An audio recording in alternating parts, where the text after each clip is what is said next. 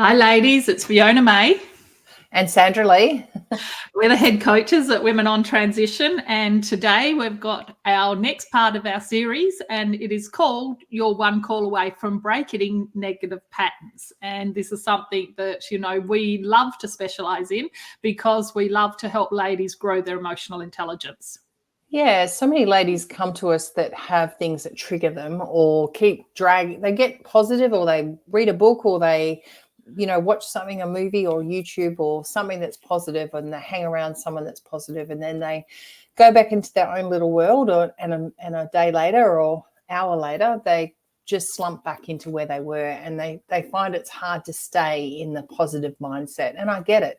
It is hard, and it's something that takes practice, and it takes a process to do as well.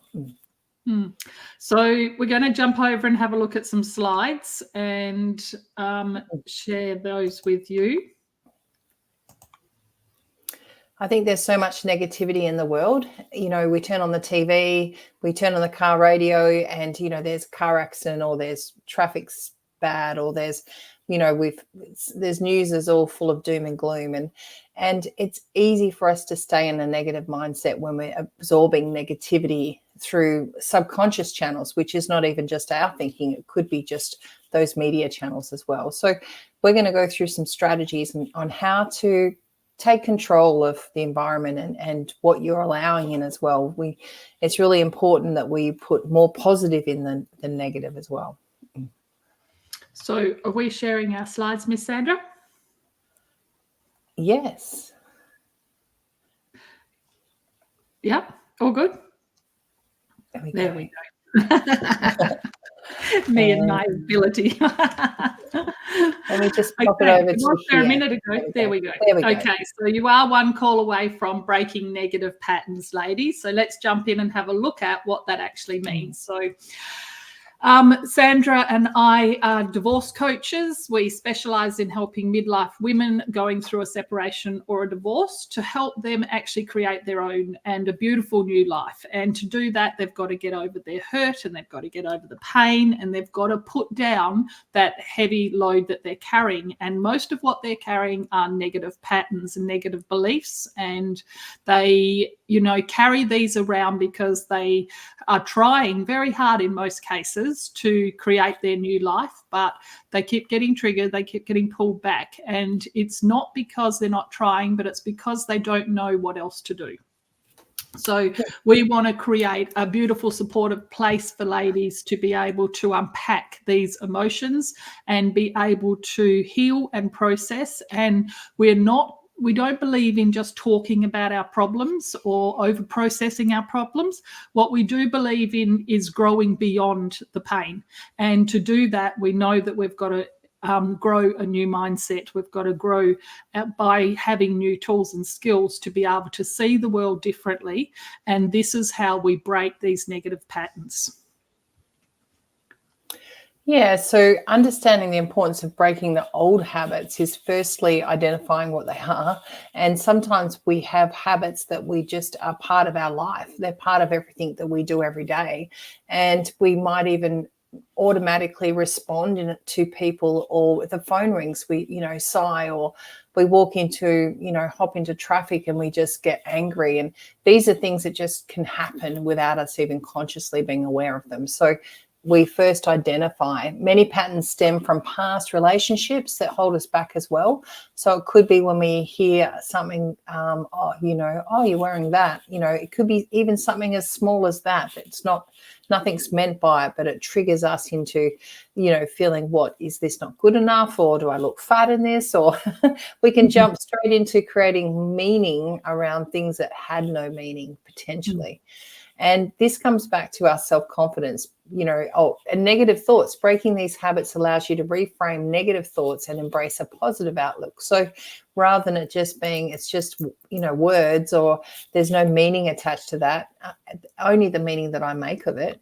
And that comes from self-confidence. And it's easy enough for people to say, you just need to be more self-confident, but it comes through building your self-confidence little bricks by brick, especially after going through a separation or divorce, and potentially a relationship that your confidence has been shattered. I know mine had been, and certainly my first marriage, I left there with very low self-esteem and self-confidence, and it had deteriorated over many years. Whereas my second marriage, where he had the affair, that was more, again, around, was I not good enough, or what did I do wrong? And I've had 2 failed marriages. And so all of these kept coming back into building up those negative thoughts and negative beliefs into validating them.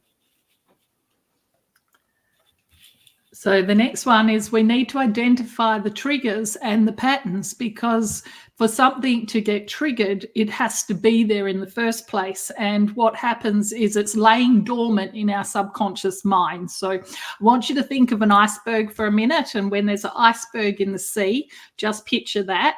There's only a little bit that is above the water, but what's underneath is the main body of it. So about 10% above and about 90% below. And that's basically the same as our subconscious mind. So even though we think things and we think, we're grown-ups and we know our own mind and we think that we're in control of it, actually our mind controls us, because 90% of what we do on a day-to-day basis is subconscious. It's just already our programming that we received from when we were a little girl.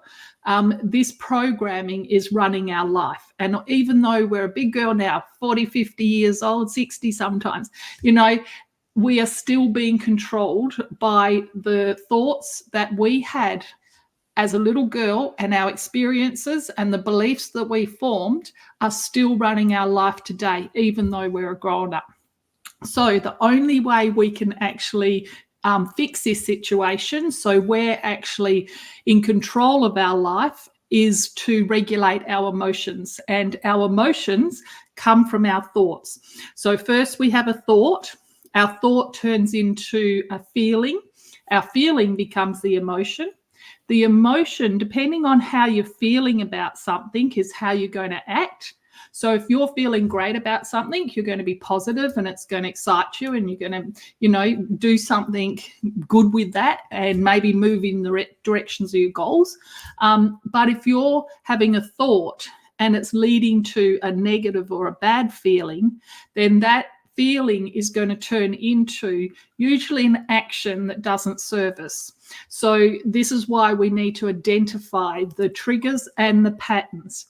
And what that means is we've got to go first back into our thoughts, because everything is first created as a thought, and then it becomes a action. And these actions over time become habits, and the habits then just are patterns of how we run our life. So if we want to take control of our life, and if we want to get better results than what we're getting now in our life, then we have to deal with some of the core underlying issues.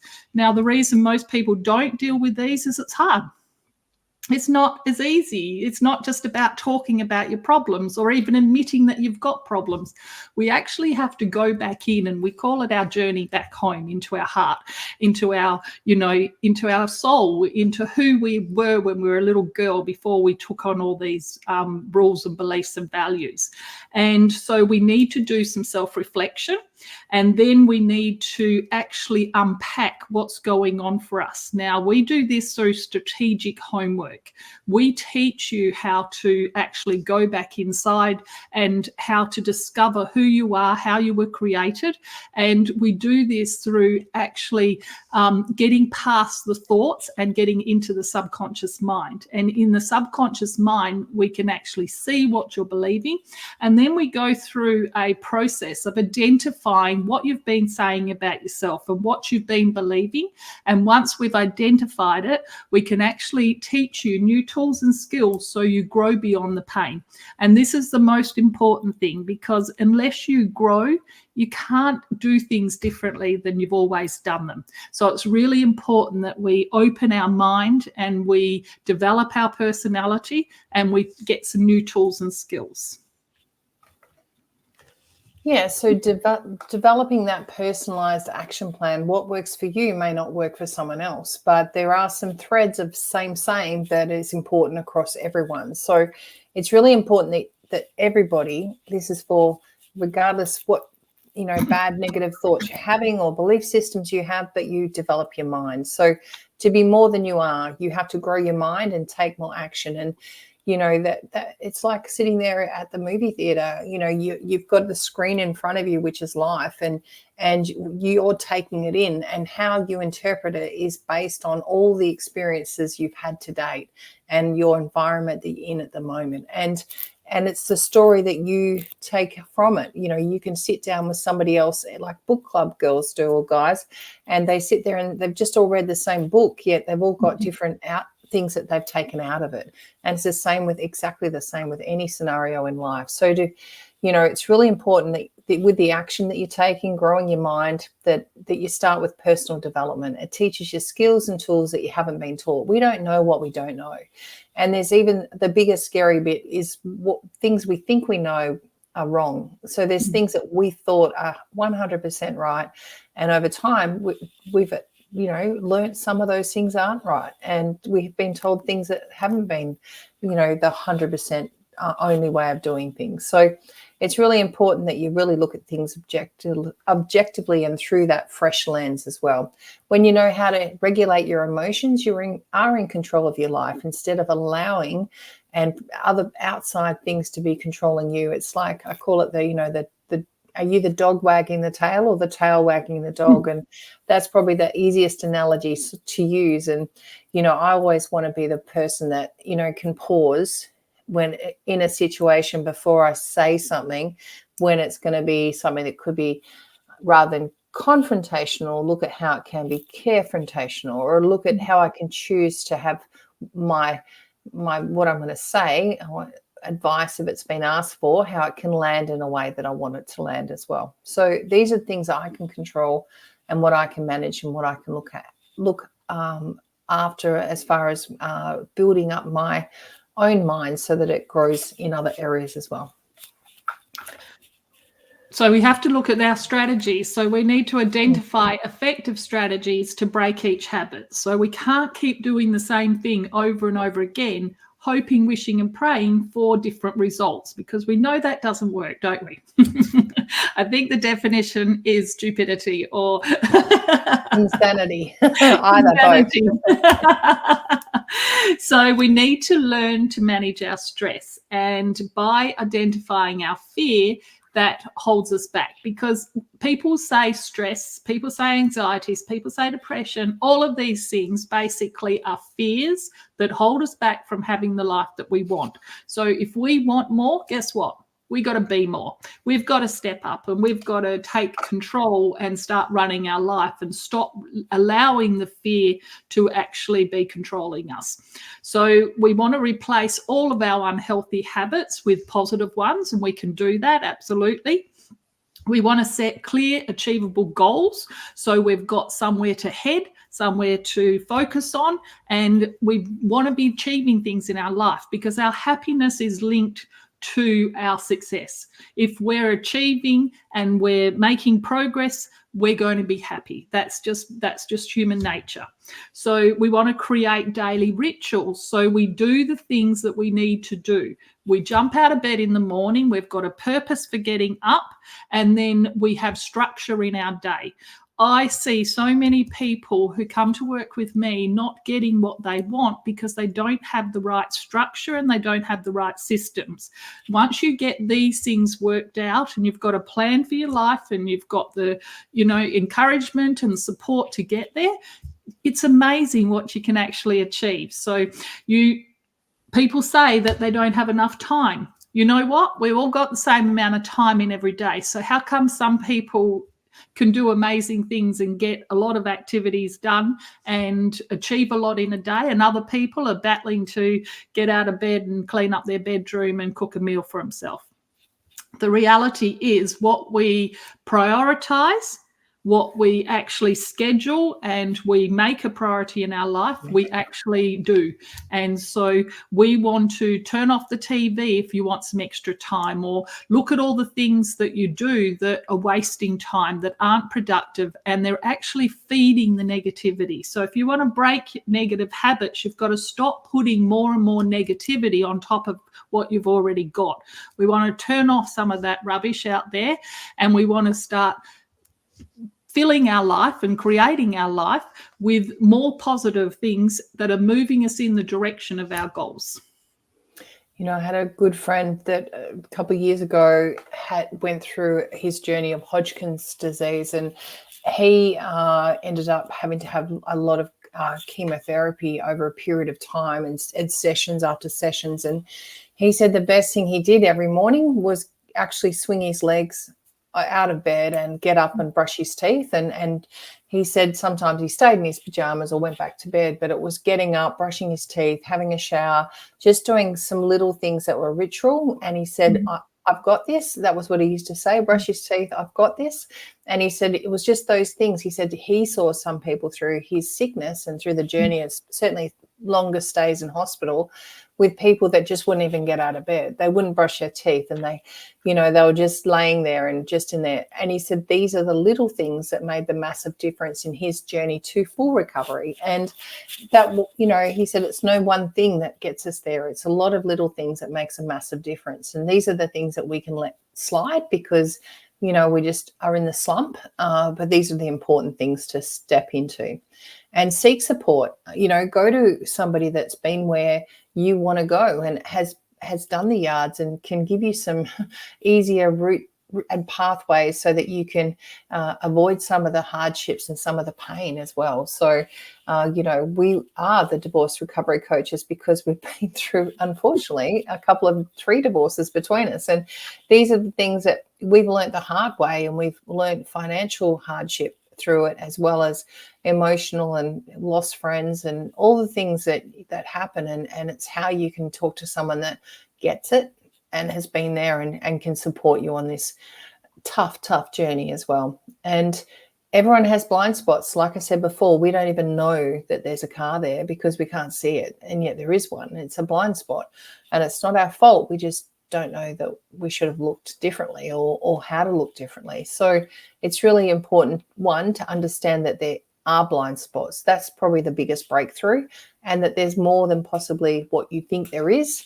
And be open, not the I know. And I always think, well, I want to know rather than I know. And, work with experienced coaches. They can anticipate your blocks and provide practical solutions. I was talking to a lady today, actually, and she said, oh, Sandra, I needed to speak to you. She said, I know you won't be my friend. You'll be my, she said, my big sister accountability buddy. And I said, I'm not sure what your big sister's like, but I said, I certainly can be your accountability buddy. And, we walked through the things that were roadblocks for her. And by the end of the call, she got that it wasn't the roadblocks, it was her mind. And the mindset can get through and over and under anything if it's in the right place. And nothing can hold us back if we're there and we need to get on and, rescue a child or do something that we're determined to do. We've just got to have a big enough why to achieve it. And do the opposite of what you've been doing and learn to celebrate your successes. How many times through your life have you celebrated yourself?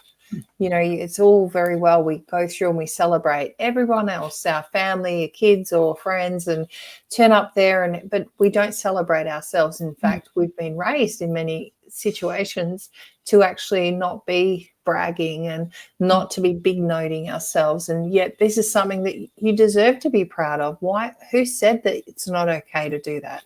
And this is something that when you celebrate, there's a psychological shift that happens that drives and motivates you to actually achieve more. And I know through experience, one of the things I used to do when I had a little win with my, it was more of a financial win when I had either picked up new clients or I'd gone through and settled on a property that I had just renovated, or there was a little financial win that I'd had, and I'd set myself a goal. And I used to go out and I gave myself a budget that I was allowed to spend $600 on whatever, depending on what the win was the it was a percentage usually, but say it was about $600, which is a lot that I could go and just spend on whatever I wanted to. And I remember one day I came home with some cushions. And my husband said, "What are you, $600 on cushions?" I said, "No, you're not allowed to have an opinion. This is my win and my what I'm choosing." And as we know, ladies, $600 doesn't go too far on cushions, but certainly I got some nice cushions out of it. And every time I looked at them, and I loved them, and I loved seeing them on the lounge, and it made me feel good. And that's what. And when I come home, or everything set up on the lounge and everything matched, and it was really gave me a personal sense of satisfaction that I'd earned the money. I'd had I'd gone through and achieved a goal I'd set and worked hard to do it. And it was something that I set myself as a win and motivated me again to do it again. So these are the things that we don't do enough of. And take your walls down, ladies, and allow other emotionally healthy women to support you. We just feel that, we've got to do it ourselves, and we don't. And showing vulnerability is not a sign of weakness. It's a sign of strength. Only strong people show vulnerability. And it's important to know that, when you're in a trusted circle, that sharing and showing that side of you that other people don't always see is definitely something that helps you to break through to that next level of emotional intelligence. Only 4% in the world end up doing work on themselves at this level, and understanding that thinking is more powerful than anything else that they could be doing in their life. Excellent. So we've got to implement effective habit breaking strategies, because doing things that don't lead to results, we lose motivation very quickly, don't we? How many people have started something and within 2 to 3 weeks they've petered out, they've lost their enthusiasm, and it goes by the wayside. So what we've got to do is implement effective things that actually work, groundbreaking strategies that aren't necessarily well known or talked about, because like Sandra just said, if only 4% of the world's population are really getting to an elevated level of emotional intelligence, then not everyone knows this stuff, do they? But I can absolutely tell you, the more I grew my mind, the more emotionally intelligent I became. Every single area of my life improved. And so I'm just such an advocate for it. I don't believe there's anything more important that we should be giving our kids. I always said to my kids, I don't care what I leave you, in my will. What I do really care about is I want to make sure you're educated and you're emotionally intelligent, because if you're emotionally intelligent, you can regulate how you feel, you can regulate how you handle situations, then you can regulate your life. You are the one in control of it. Your life is not controlling you. And I wanted my kids to know that it doesn't matter what life throws at them, whatever, they can handle it. They don't have to, suffer. They don't have to, go into story and create stories about why things are happening to them. They know that they have the power to be able to change their situation because they control their mind. So we need to plan and take small steps, start with small achievable changes. So it is literally a step-by-step journey. I call it a transitional journey because everyone has to start at where they are. And that's just where we're at. That's what we've been taught, what our parents were able to give us, what our teachers, our mentors, what we know right here, right now. And most people think they know more than they do. That's just the reality. So often we have people come to us and they say, I've studied all this stuff. I know all that stuff. And I 100% hand on my heart know that once they start going through some of the processes, the material that we have, they've just blown away. And so it's not it has no indication on your actual level of intelligence, because you can be taught how to do other things. You can have degrees and you can have other experiences and TAFE certificates and trades and all of those things. You've been taught how to do them. but nobody really teaches us emotional intelligence or relationships or communication or strategic intervention where we're being able to manage situations. So these are all the things that we put into what we teach our programs. So the second thing is you do need to have a reward system, because doing things and not getting a result, you're going to lose interest again. So we have to build that in, and we have to build a daily ritual in where we're celebrating ourselves, because it's not okay to keep bashing yourself up. Most of the ladies we work with, they're so hard on themselves. They've been listening to negativity around them for so long, they start to take it on themselves. And we start these processes where they have to be kind to themselves and they have to recognize their achievements. And for most ladies, it is so hard because they're so critical. And the sad thing is, when we're critical about ourselves, we're critical about other people. And when we judge ourselves hardly, we judge other people hardly. So, even though we're a mum and we're loving and we're kind and we want our kids to be the best people they can be, what our kids hear is not that I love you, I think you're amazing, that, you've got the world in front of you. What they hear is that they're not good enough, and they hear all the negative things that we think and say about them. And we might say, 1 negative and 3 positive, but what people focus on is the negative. So we've got to be careful of how we process for ourselves. And when we're kinder to ourselves, we start to naturally be kinder to other people, and we celebrate other people's success. So we've got to do mindfulness and, become aware of your thoughts and your feelings and the way that you're showing up in the world. And we need to acknowledge our fear. Everyone has fears, and our fears stop us achieving what we want to achieve in life. So unless we deal with those core underlying issues, nothing's going to change for us. So we've got to learn to name our fear, and then we've got to learn to dance with it. And we have to have healthy coping mechanisms, because if we don't, we're going to have unhealthy ones. Now, the world is full of people who go to a job, they get up in the morning after not sleeping well.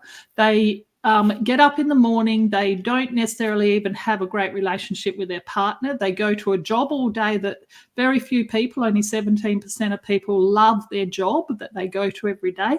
They come home from work, they're tired, stressed, angry, whatever. They've traveled in traffic, they're frustrated. They come home and they have a couple of drinks, or they have a couple of joints, or they have a couple of smokes, or, whatever. But these things are all numbing the pain.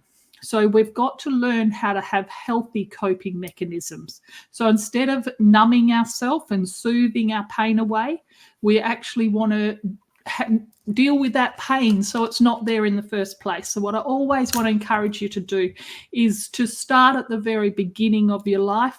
And as you work through and you become more emotionally healthy, all the habits, all the things you do, you love them. You have a good sleep, you get out of bed, you've got a loving partner if that's what you want. You jump out of bed and you go to work, and you do work every day that inspires you and fills your heart. And then you come home from work, you're feeling good, you do some exercise, you've got a dog, whatever it is, and you've got friends and you're celebrating. And instead of watching the shit box, what I call it, you spend some time, building connecting in with your kids or your partner, or doing some board games, or doing something that actually fills your soul. And then you go to bed and have a nice sleep again. So, we've just got to change up some of the things that we're doing in our life, but we don't get to do that unless we become consciously aware of them and we're looking for alternatives. Yeah, so overcoming setbacks and staying motivated, that's the tough bit. It's okay you get that little injection of positivity. And Zig Ziglar had a quote, and I saw years ago, and it was, motivation's like a shower. You need to have one every day, or have some every day. So it's not just enough to have one and that's it. So self-compassion, be kind to yourself. Setbacks are like a part of the process. It's like a diet. You're going to, have something naughty that you shouldn't maybe have. And then it's about your responsibility of showing up the next day and starting again, getting out the protein shake and getting back on track, getting back into your good habit. But knowing that when we do slip up, don't beat ourselves up and throw everything out. Just slip up and get back on track and just go, you know what, I'm human, I slipped up, and I'm going to just try harder tomorrow. And maybe put some more signs up on your mirror, or put some more quotes. I used to put positive quotes and sayings all over the shower. I used to just type them up in the work, and then laminate them and bring them home, and I, with blue tack, put them up in the shower recess. And the kids would get all embarrassed when we had visitors come and stay, and they'd ask me, can we pull all them down? And I'm like, nope, might get some motivation out to your friends as well. Sharing the positive love. And but anyways, they soon got to learn it, and quite often their friends would go, oh, I really like what that's saying, or they'd come to me and say, oh, why are you doing that, or what's that about? And it is about you're training and sharing this down into another generation, and that's going to pay it forward for years to come and generations potentially to come. So reframing, viewing challenges as learning opportunities. You're learning or you're earning. I heard years ago, and it's either, you might something that you've made a mistake with. You might have cost you. You might be earning it not just with money, but it might be with emotion as well. And this is you. It's if you do something different next time, and you get a different result, then you can be, you're moving and progressing. If you keep doing the same thing and you don't change it, then that's when it comes back to that definition of insanity. So use your challenges as things to overcome, and use the language that you're using as a positive as well. Challenges is something that you can climb over, and you can climb around, and you can accomplish something through. Whereas if you say it's an issue, or it's something that is a problem, then that's what it is. It's an issue or a problem that's stuck, and you get stuck in it as well. So I always think of challenges as something that I can rise up and step over. And that positive self-talk, encourage yourself and focus on my own strengths. So there's things that I wouldn't even attempt, because I know that, but they're things that I'll be really encouraging to, in that, rather than put myself down saying that I'm terrible at that and I'm terrible at everything. It's just, well, that's an area that isn't my strength, but I've got plenty of other areas that are. So when we look at things that don't work, or we feel like we're a little bit overweight and we can't go to the gym, flip it to, well, that's why I'm going to the gym, because I'm overweight. Or rather than it talk about weight, talk about getting fitter, talk about getting stronger, talk about getting healthy.